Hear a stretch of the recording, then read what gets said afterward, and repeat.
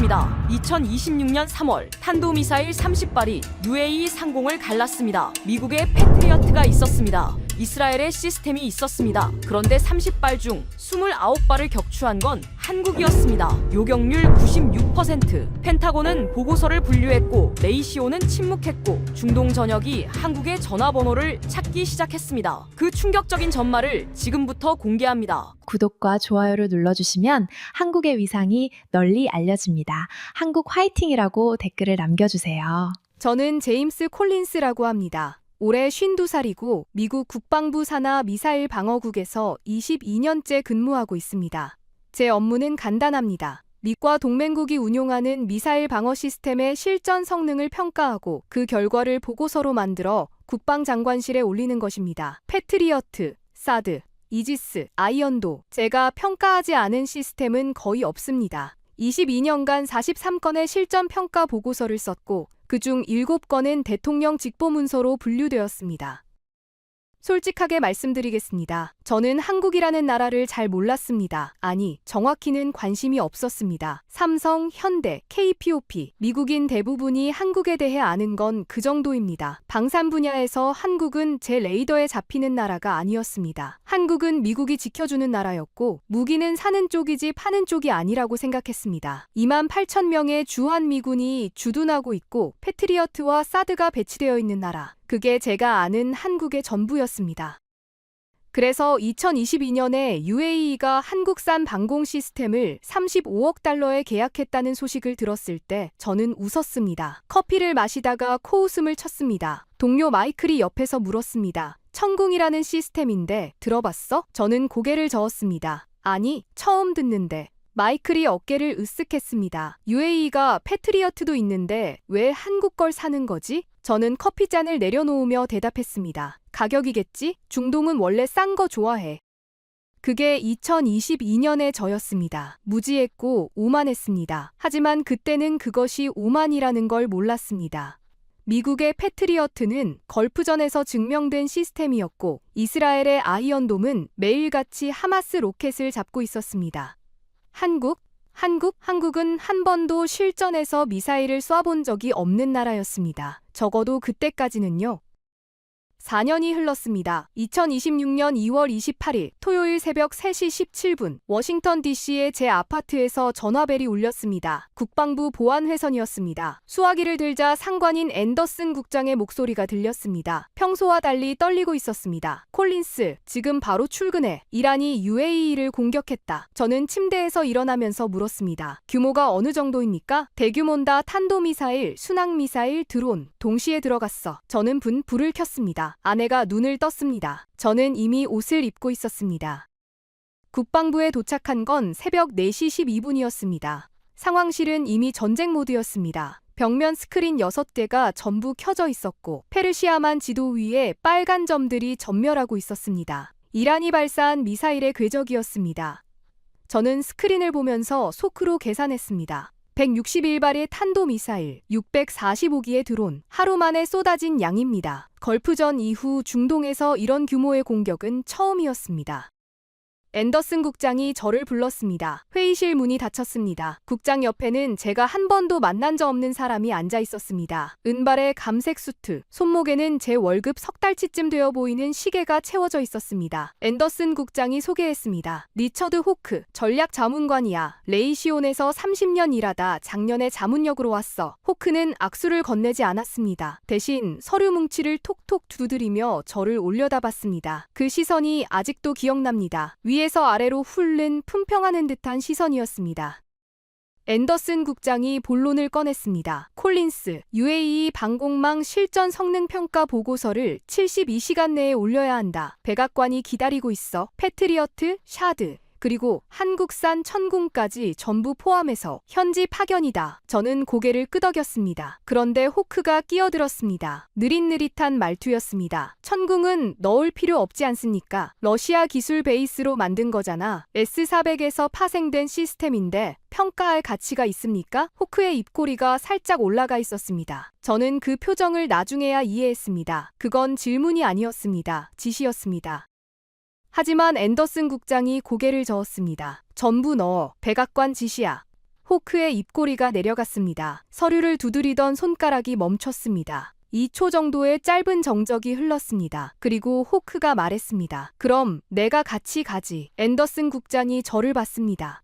저도 국장을 봤습니다. 거절할 수 있는 분위기가 아니었습니다. 그렇게 저는 호크와 함께 UAE행 군용기에 오르게 되었습니다. 그때까지만 해도 저는 몰랐습니다. 이 출장이 제 22년 커리어에서 가장 긴 72시간이 될 거라는 것을. 그리고 한국이라는 나라에 대한 제 모든 편견이 산산조각 나게 될 거라는 것을.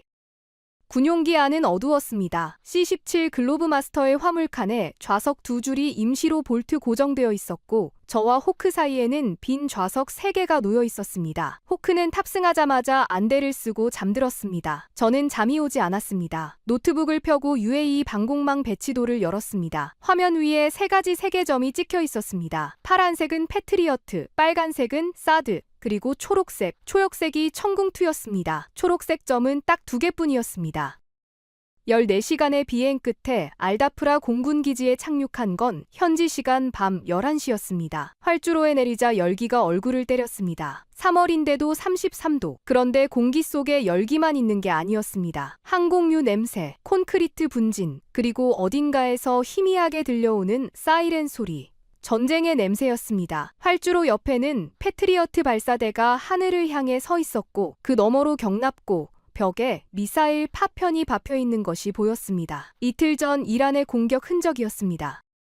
마중 나온 UAE군 연락장교 알리 소령이 경례를 붙이며 말했습니다. 콜린스 씨, 상황이 좋지 않습니다. 오늘 새벽에도 드론 12기가 들어왔습니다. 매일 밤 공습 경보가 울립니다. 저는 물었습니다. 피해는요? 알리 소령의 표정이 굳었습니다. 두바이 공항 인근에 파편이 낙하했습니다. 민간인 부상자가 나왔습니다. 호크가 뒤에서 걸어오며 끼어들었습니다. 패트리어트 배치 현황부터 브리핑해 주시죠. 한국산 시스템에 대한 질문은 없었습니다. 마치 존재하지 않는 것처럼 취급하고 있었습니다.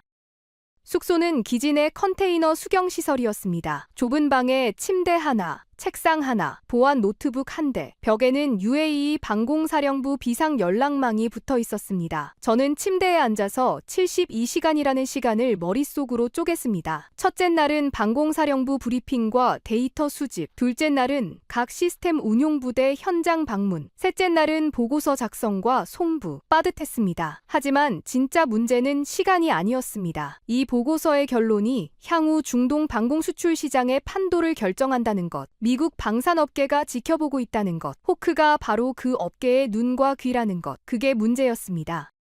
새벽 2시, 저는 사라 첸에게 보안 메신저를 보냈습니다. 사라는 제 후배 분석관으로 일주일 전부터 UAE 현지에서 방공 데이터를 수집하고 있었습니다. MIT에서 통계학 석사를 딴 32살의 한국계 미국인이었습니다. 누구보다 숫자에 정직한 사람이었고 저는 그녀의 분석을 전적으로 신뢰했습니다. 메시지를 보냈습니다. 사라, 천궁2 실전 데이터 확보했어? 답장이 바로 왔습니다. 새벽 2시에 즉시 답이 온다는 건 그녀도 잠을 자지 못하고 있다는 뜻이었습니다. 확보했습니다. 콜린스 씨, 이 데이터 직접 보셔야 합니다. 전화로는 말씀드리기 어렵습니다. 저는 화면을 한참 들여다봤습니다. 사라가 이런 식으로 말하는 건 처음이었습니다. 전화로는 말하기 어렵다. 그 말이 심장을 건드렸습니다.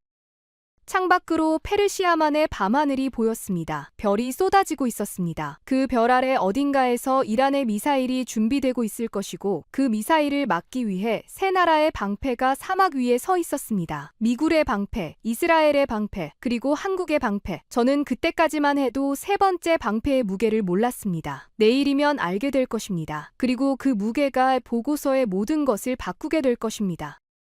다음 날 아침 8시 UAE 방공사령부 브리핑룸에 도착했습니다. 지하 2층에 위치한 밀폐된 공간이었습니다. 형광등 불빛이 차갑게 내려쬐고 있었고 에어컨이 너무 세게 돌아가서 커피가 금방 식었습니다. 긴 회의 탁자 양쪽에 UAE 군장교 4명, 미국 측에서 저와 호크, 그리고 사라 첸이 앉았습니다. 벽면 스크린에는 지난 일주일간의 요격 기록이 타임라인으로 정리되어 있었습니다.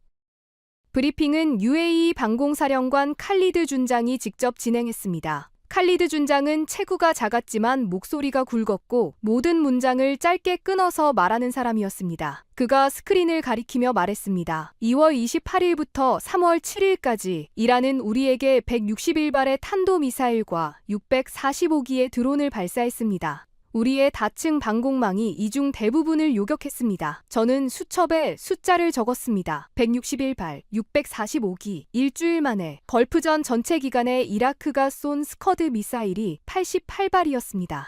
이란은 일주일 만에 그 2배를 쏟아부은 것입니다.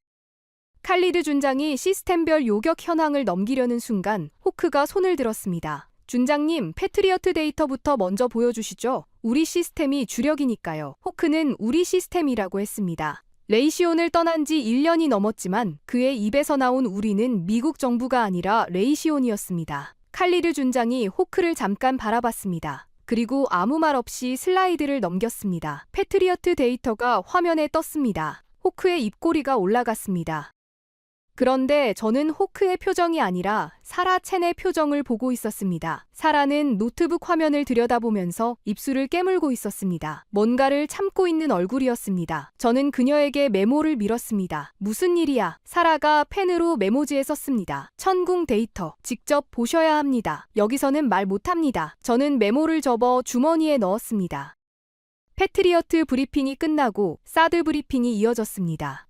호크는 내내 고개를 끄덕이며 메모를 했습니다. 익숙한 영역이었으니까요. 미국이 만든 시스템, 미국이 배치한 시스템, 미국이 통제하는 시스템. 그의 세계는 그 안에서 완결되어 있었습니다. 그리고 마지막 슬라이드가 넘어갔습니다. 화면 상단에 초록색 글씨가 떴습니다. 천궁2, 엠셈 블록2, 리퍼블릭 오브 코리아. 호크가 서류를 두드리던 손을 멈췄습니다. 그리고 의자에 깊숙이 기대앉으며 팔짱을 꼈습니다. 입꼬리가 비스듬히 올라가 있었습니다. 그건 관심의 표정이 아니었습니다. 구경하겠다는 표정이었습니다. 칼리드 준장이 천궁2 슬라이드를 띄우자 호크가 느릿느릿 말했습니다. 잠깐 이 시스템에 대해 한 가지 분명히 해두죠. 브리핑룸의 시선이 호크에게 쏠렸습니다. 호크는 서류 뭉치에서 한 장을 꺼내 탁자 위에 올려놓았습니다. 천궁은 원래 러시아 알마즈안테이와 공동 개발한 시스템입니다. S-400의 9M96 미사일 기술을 기반으로 만들었죠. 본질적으로 러시아 기술의 파생물입니다. 이걸 미국 방공체계와 동급으로 평가하는 건 적절하지 않습니다. 호크의 말투는 느렸지만 한 단어가 못을 박는 것처럼 정확했습니다. 그리고 저를 바라봤습니다. 콜린스, 보고서에 이 시스템을 넣을 거라면 최소한 그 출신 성분은 명시해야 하지 않겠습니까? 회의실이 조용해졌습니다. 칼리드 준장의 턱 근육이 미세하게 움직였습니다. 사라 첸의 타이핑 소리가 멈췄습니다. 저는 호크를 바라봤습니다. 22년간 수십 번의 브리핑을 참석했지만 주최국 사령관 앞에서 타국 무기체계의 출신 성분을 문제 삼는 자문관은 처음이었습니다. 하지만 호크의 논리에는 뼈가 있었습니다. 천궁1은 실제로 러시아와 공동 개발한 시스템이었습니다. 그 사실은 부정할 수 없었습니다. 저는 아직 반박할 근거가 없었습니다. 칼리드 준장이 호크를 정면으로 바라보며 말했습니다. 호크 씨, 출신 성분은 중요하지 않습니다. 중요한 건 성적표입니다. 그리고 리모컨을 눌렀습니다. 화면에 숫자가 떴습니다. 하지만 저는 그 숫자를 아직 제대로 확인하기 전이었습니다. 그건 다음 시간의 이야기입니다. 지금 말씀드릴 수 있는 건 하나뿐입니다. 그 숫자가 화면에 뜨는 순간 호크의 팔짱이 풀렸다는 것, 그것만 말씀드리겠습니다. 칼리드 준장이 리모컨을 누른 뒤 화면에 뜬 숫자는 단 3줄이었습니다. 교전 횟수 330, 격추 29, 요격률 96.7%. 저는 수첩에 적던 펜을 멈췄습니다. 96.7이라는 숫자를 2번 읽었습니다. 세 번째 읽었을 때 펜을 내려놓았습니다. 22년간 미사일 방어 시스템을 평가해 왔습니다. 실전에서 96%라는 숫자가 어떤 의미인지 저는 누구보다 잘 알고 있었습니다. 시험장에서 96%는 우수합니다. 하지만 실전에서 96%는 경이로운 겁니다. 회의실의 공기가 바뀌었습니다. UAE 장교 한 명이 옆 사람에게 아랍어로 뭔가를 속삭였습니다. 칼리드 준장은 아무 말 없이 화면을 바라보고 있었는데 그 침묵 자체가 자부심이었습니다. 사라 첸은 이미 알고 있었다는 듯 고개를 살짝 끄덕이며 저를 봤습니다. 그 눈빛이 말하고 있었습니다. 제가 말씀드렸잖아요. 저는 시선을 돌려 호크를 받습니다. 호크의 반응을 봤습니다. 팔짱이 풀린 상태에서 서류를 집어들었습니다. 안경을 밀어 올리며 화면을 노려봤습니다. 3초쯤 지났을까 호크가 입을 열었습니다. 표본이 30발입니다. 느릿느릿한 말투였지만 날이 서 있었습니다. 통계적으로 유의미한 표본이라고 보기 어렵습니다. 겨우 2개 포대로 30발을 교전한 거잖아요. 표본이 작으면 수치는 올라가게 되어 있습니다. 패트리어트가 같은 조건이었다면 100%를 찍었을 수도 있습니다. 호크는 서류를 탁자 위에 톡 내려놓았습니다. 자신감에 찬 제스처였습니다. 저는 고개를 끄덕였습니다. 맞습니다. 2개 포대였습니다. 호크의 눈이 저를 향했습니다. 동의를 예상하지 못한 표정이었습니다. 저는 말을 이었습니다. 그런데 호크 씨, 2개 포대라서 문제가 아닙니다. 2개 포대밖에 없었는데 96%를 찍은 게 문제입니다. 10개 포대 중 2개가 아닙니다. 배치된 전부가 2개였습니다. 여분도 없고 백업도 없고 교체할 포대도 없는 상태에서 30발을 맞은 겁니다. 실전에서 백업 없이 96%를 기록한 방공 시스템이 있습니까? 호크가 대답하지 않았습니다. 서류를 두드리던 손가락이 멈춰 있었습니다. 칼리드 준장이 화면을 한 장 더 넘겼습니다. 요격 기록의 타임라인이 펼쳐졌습니다. 3월 1일 새벽 1시 23분 첫 번째 교전, 3월 1일 새벽 1시 24분 두 번째 교전, 1분 간격이었습니다. 3월 3일 새벽에는 7분 동안 8발의 탄도미사일이 연속으로 들어왔습니다. 천궁2는 8발 전부를 잡았습니다. 저는 그 타임라인을 보면서 소름이 돋았습니다. 7분에 8발, 이건 표본의 문제가 아니었습니다. 포화 공격, 동시다발 공격 속에서 한 발도 놓치지 않은 것입니다. 사라 첸이 조용히 말했습니다. 콜린스 씨, 3월 3일 새벽 교전 기록은 제가 UAE 방공사령부에서 원본 로그를 직접 대조했습니다. 조작이나 누락은 없습니다. 호크가 사라를 흘낏 봤습니다. 하지만 아무 말도 하지 않았습니다.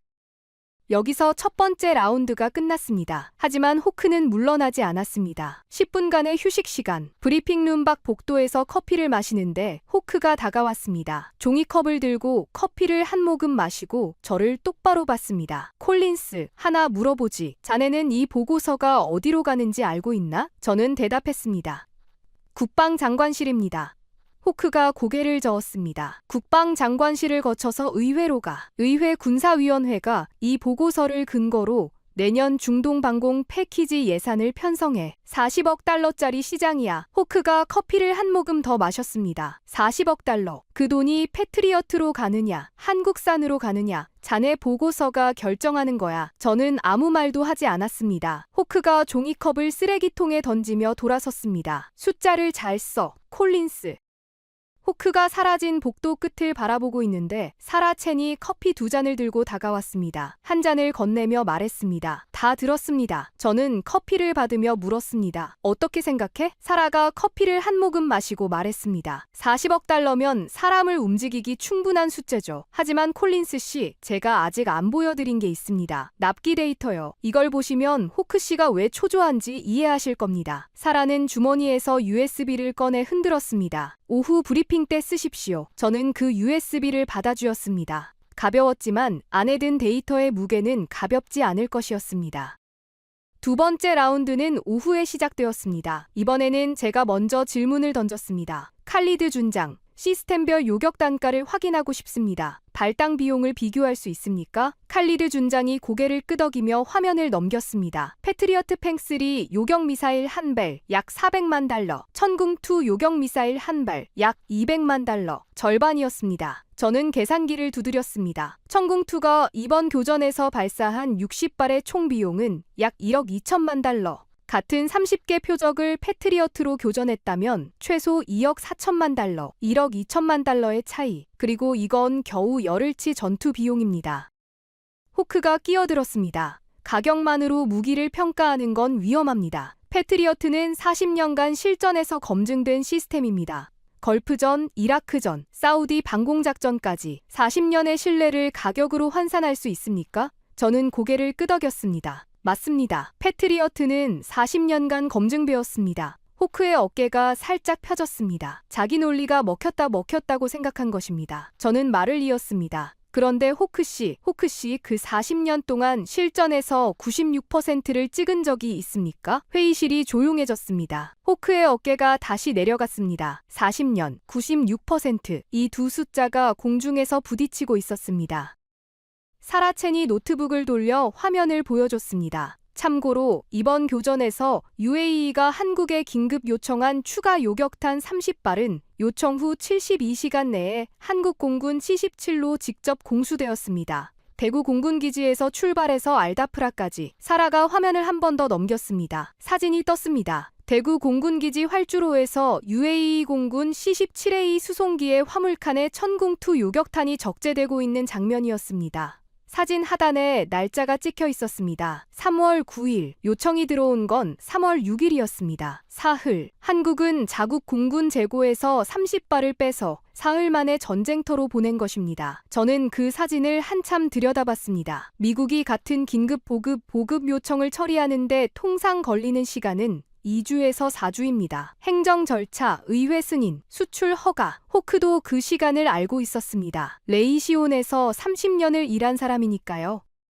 칼리드 준장이 담담하게 말했습니다. 전쟁은 서류를 기다려주지 않습니다. 미사일이 날아오는데 승인 절차를 밟고 있을 수는 없습니다. 한국은 우리가 전화한 지 사흘 만에 미사일을 실어보냈습니다. 호크가 볼펜을 돌리고 있었습니다. 한 바퀴, 두 바퀴, 세 바퀴, 반박하지 않았습니다. 가격도 밀리고 납기도 밀리고 요격률도 밀린 상태에서 호크에게 남은 카드는 하나뿐이었습니다. 브랜드, 미국이라는 브랜드. 하지만 전쟁터에서 브랜드는 방탄이 되지 않습니다. 그걸 호크도 알고 있었을 것입니다. 볼펜이 네 번째 돌아갔을 때 호크는 조용히 메모장을 덮었습니다. 하지만 아직 끝난 게 아니었습니다. 호크에게는 아직 꺼내지 않은 카드가 하나 남아 있었습니다. 그리고 그 카드는 제가 예상하지 못한 방향에서 날아올 것이었습니다.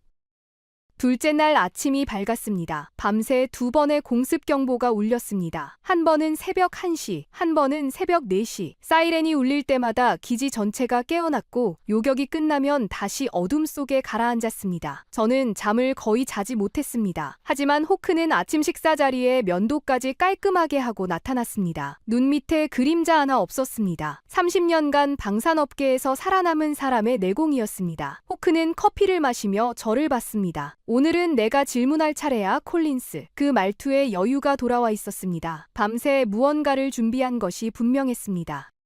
오전 9시, 브리핑룸. 셋째 라운드는 제가 먼저 시작했습니다. 저는 사라 첸에게 요청해서 밤새 만든 시뮬레이션 자료를 화면에 띄웠습니다. 칼리드 준장, 그리고 호크씨, 한 가지 시나리오를 보여드리겠습니다. UAE 다층 방공체계에서 천궁2 레이어를 제거한 상태입니다. 화면에 UAE 방공망의 3D 구조도가 떴습니다. 최상층의 사드, 고고도 탄도미사일 요격 담당입니다. 최하층의 패트리어트 팩3, 적어도 종말 단계 요격 담당입니다. 그리고 그 사이 중고도 레이어, 천궁2가 담당하던 구간입니다. 저는 천궁2 아이콘을 클릭해서 삭제했습니다. 화면에서 초록색 점 2개가 사라졌습니다. 중간층이 텅 비었습니다. 이 상태에서 이란의 3월 3일 공격 패턴을 다시 돌려보겠습니다. 사라가 시뮬레이션을 실행했습니다. 빨간 점들이 화면 위에서 아래로 쏟아져 내려왔습니다. 사드가 고고도에서 일부를 잡았습니다. 하지만 중고도를 통과한 미사일들이 그대로 저고도로 떨어졌습니다. 패트리어트가 잡으려 했지만 동시에 너무 많은 표적이 몰렸습니다. 시뮬레이션 결과가 떴습니다. 요격 실패의 예상 8발에서 12발. 저는 화면을 가리켰습니다. 8발에서 12발이 지상에 도달합니다. 두바이 공항, 아부다비 산업단지, 해수담수화 시설. 이 시설들이 타격당하면 UAE 경제가 마비됩니다. 회의실이 무거워졌습니다. 칼리드 준장 옆에 앉은 UAE 장교의 얼굴이 창백해졌습니다. 해수담수화 시설, 사막국가에서 물 공급이 끊긴다는 것은 단순한 피해가 아닙니다. 재앙입니다. 칼리드 준장이 천천히 말했습니다. 콜린스 씨, 정확합니다. 3월 3일 새벽, 천궁이 잡은 8발 중 4발이 예상 착탄 지점이 해수담수화 시설 반경 3km 이내였습니다. 저는 그 말을 수첩에 적으면서 손이 떨리는 것을 느꼈습니다. 4발, 물을 만드는 시설. 천궁2가 없었다면 UAE의 수백만 시민이 마실 물을 잃을 뻔했다는 뜻이었습니다. 호크가 입을 열었습니다. 여기서 그가 꺼낸 카드는 제가 예상하지 못한 것이었습니다. 좋습니다. 천궁의 성능은 인정하겠습니다. 회의실의 시선이 호크에게 쏠렸습니다. 인정한다고요? 호크가 서류를 한 장 꺼냈습니다. 하지만 성능과 신뢰는 다른 문제입니다. 한국은 지금 이 순간에도 북한과 휴전 상태에 있는 나라입니다. 한반도에서 위기가 발생하면 한국이 중동에 미사일을 보낼 여유가 있을까요? 자국 방어도 빠듯한 나라에서 수출 물량을 안정적으로 보장할 수 있습니까? 호크의 논리가 달라졌습니다. 기술이 아니라 지정학으로 방향을 틀었습니다. 그리고 이 논리에는 뼈가 있었습니다. 한국군은 실제로 북한의 위협에 대비해 천궁2를 자국에도 배치하고 있었으니까요. 저는 잠시 생각했습니다. 맞는 말이었습니다. 하지만 저는 이미 사라가 건넨 USB 안의 데이터를 확인한 상태였습니다. 맞습니다. 한국은 북한과 휴전 상태입니다. 호크의 눈이 빛났습니다. 또 동의한다. 이번에는 어디로 튀나? 저는 말을 이었습니다. 그런데 호크씨, 바로 그 때문에 한국은 다른 나라가 갖지 못한 것을 갖고 있습니다. 전시 생산 체제입니다. 한국의 방산업체들은 평시에도 전쟁을 전제로 생산 라인을 가동합니다. 에라 이지넥스1, 한화 시스템, 한화 에어로스페이스, 이 세 회사의 천궁2 생산 능력은 연간 수십 포대 규모입니다. 미국이나 유럽 방산업체들이 평시 감축 생산을 하는 동안 한국은 언제든 전쟁이 터질 수 있다는 전제하에 생산 라인을 유지해왔습니다. 저는 화면을 넘겼습니다. 우크라이나 전쟁 이후 나토 회원국들의 포탄 재고가 바닥났을 때 미국과 유럽의 공장은 증산에 2년이 걸렸습니다. 한국은 6개월 만에 수십만 발을 공급했습니다. 여유가 없어서가 아닙니다. 여유가 없는 상태에서 살아남는 법을 아는 겁니다. 호크가 볼펜을 내려놓았습니다. 반박하지 않았습니다. 이번에는 반박하지 못한 게 아니라 반박할 논리를 찾지 못한 표정이었습니다. 사라첸이 조용히 다음 슬라이드를 넘겼습니다. 네 번째 라운드의 시작이었습니다. 화면에 세계 지도가 떴습니다. 천궁2 수출 현황이었습니다. UAE, 사우디아라비아, 이라크 세 나라에 빨간 핀이 꽂혀 있었습니다. 그리고 그 옆에 또 다른 데이터가 떴습니다. 한국 전체 방산 수출 실적 2025년 154억 달러, 전년 대비 60% 증가, 세계 4위 방산 수출국 목표. 저는 이 숫자를 천천히 읽었습니다. 그리고 이건 사흘 전 뉴스입니다. 사라가 화면을 넘겼습니다. 2026년 4월 14일자 기사였습니다. 나토 30개국 대사단이 서울을 방문했습니다. 북대서양 이사회, 나토의 최고 의사결정기구입니다. 미국, 영국, 프랑스, 독일 대사가 전부 포함되어 있었습니다. 그들은 외교부를 방문한 뒤 한국 방산업체 공장을 직접 견학했습니다. 조립 라인을 보고 생산 능력을 확인하고 13개 방산업체 대표와 만찬을 가졌습니다. 저는 호크를 봤습니다. 호크씨, 나토 30개국 대사가 공장 바닥을 보러 비행기를 타지는 않습니다. 그들이 본 것은 기계가 아니라 다음 10년의 공급선입니다. 호크가 화면을 응시하고 있었습니다. 시프리 데이터가 추가로 떴습니다. 한국의 나토 회원국 대상 무기 수출 점유율 지난 5년간 6.5%, 프랑스와 공동 2위, 미국 다음입니다. 물량 기준으로는 전차와 포병 분야에서 미국을 넘어 세계 1위, 폴란드와의 프레임워크 계약 220억 달러, K2 전차 180대, K9 자주포 672문, FA-50 경공격기 48대. 저는 이 숫자들을 하나씩 읽을 때마다 호크의 표정을 확인했습니다. 첫 번째 숫자에 턱이 굳었습니다. 두 번째 숫자에 시선이 내려갔습니다. 세 번째 숫자에 볼펜을 주머니에 넣었습니다. 더 이상 메모하지 않았습니다. 메모할 필요가 없어진 것이 아니라 메모할 수 없는 현실을 받아들이고 있는 것 같았습니다.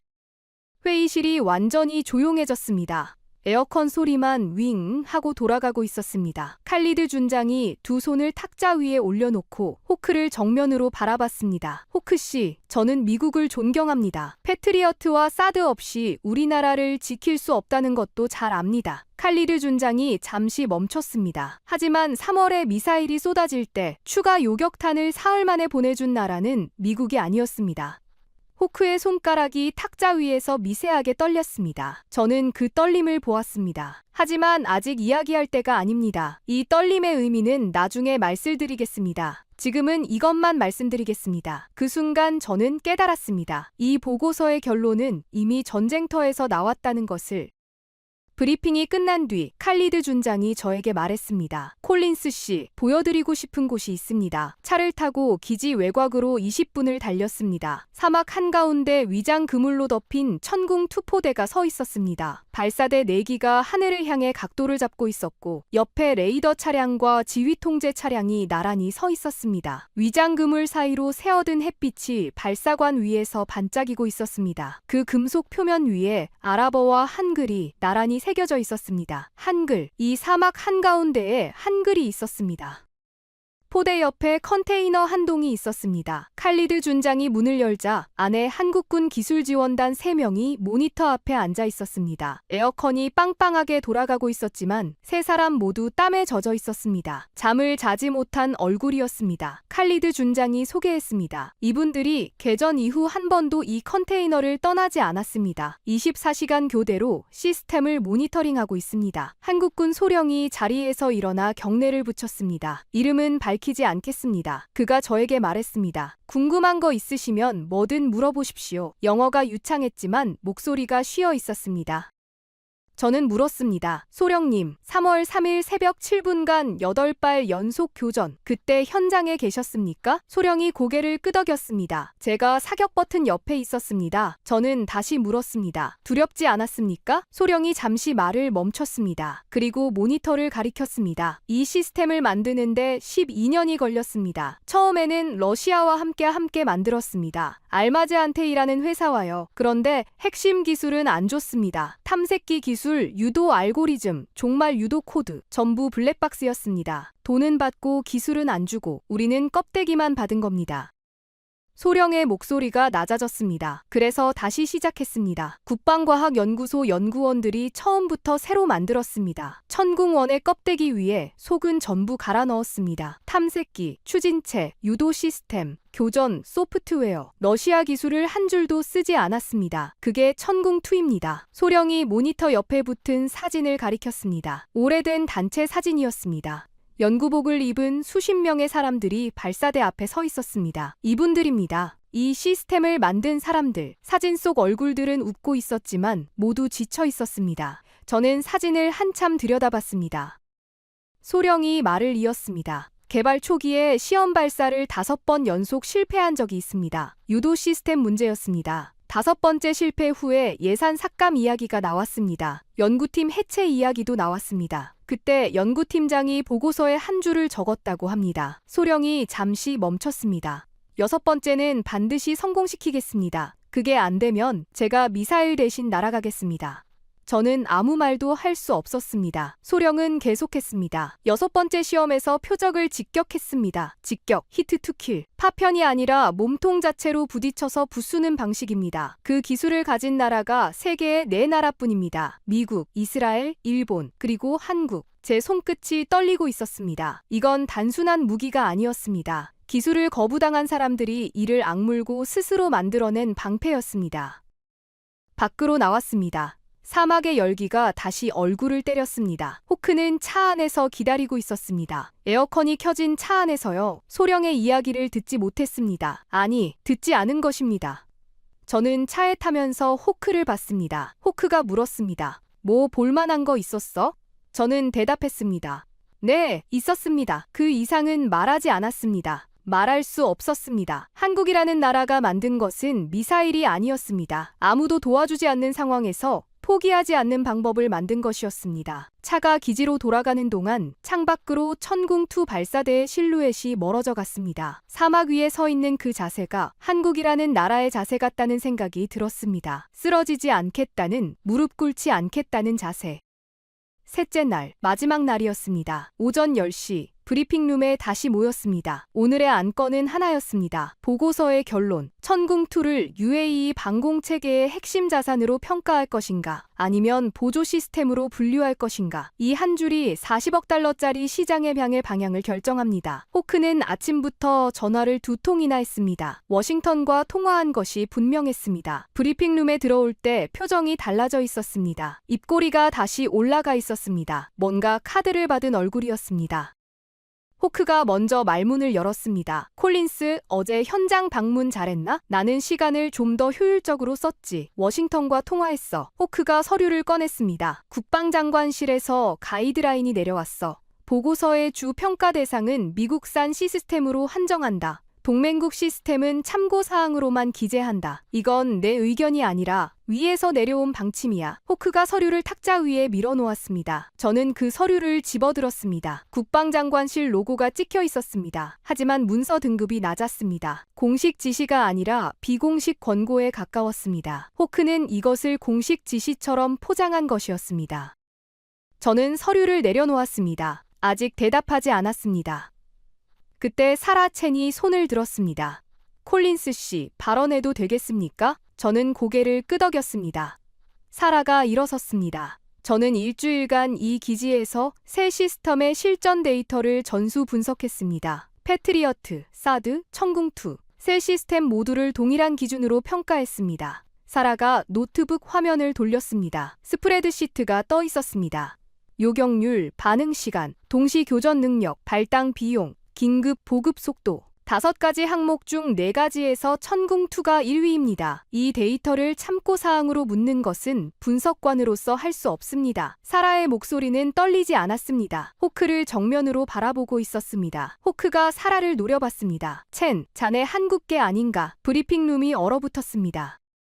사라가 1초도 멈추지 않고 대답했습니다. 네, 한국계 미국인입니다. 그리고 제가 분석한 건 혈통이 아니라 데이터입니다. 칼리드 준장이 테이블을 한 번 톡 쳤습니다. 자, 계속하시죠. 호크의 입이 닫혔습니다. 한국계라는 카드를 꺼낸 순간 호크는 이 방에 있는 모든 사람의 신뢰를 잃었습니다. 그건 논리가 아니라 인신공격이었고 그 순간 호크의 논리적 권위는 바닥으로 떨어졌습니다.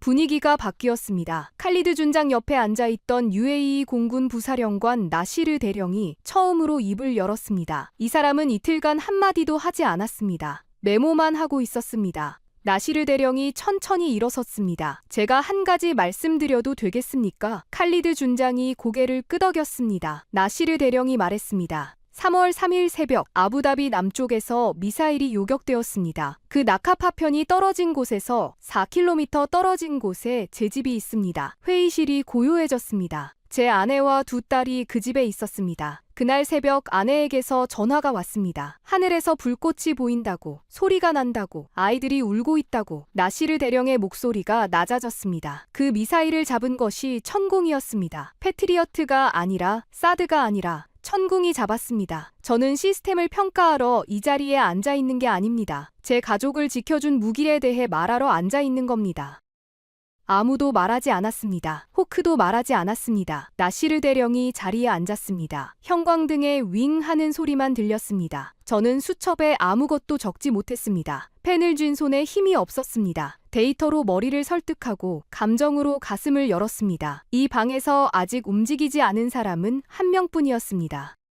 그때 예상하지 못한 사람이 움직였습니다. 호크가 워싱턴에서 데려온 보좌관, 국방부 예산분석관 토마스 밀러였습니다. 밀러는 이틀간 호크 옆에 앉아 계산기만 두드리고 있었습니다. 호크의 숫자를 정리하는 사람이었습니다. 그 밀러가 서류 한 장을 탁자 위에 올려놓았습니다. 호크 씨, 한 가지 보고 드릴 게 있습니다. 호크가 돌아봤습니다. 밀러가 말했습니다. 어젯밤에 비용 시뮬레이션을 다시 돌려봤습니다. 만약 UAE 방공체계에서 천궁2를 제외하고 해당 레이어를 패트리어트로 대체할 경우 추가 소요 비용이 연간 20파입니다. 10년이면 280달러입니다. 밀러가 호크를 봤습니다. 이 변수를 보고서에서 빼는 건 어렵습니다. 호크의 측근이 호크의 논리에서 이탈한 순간이었습니다.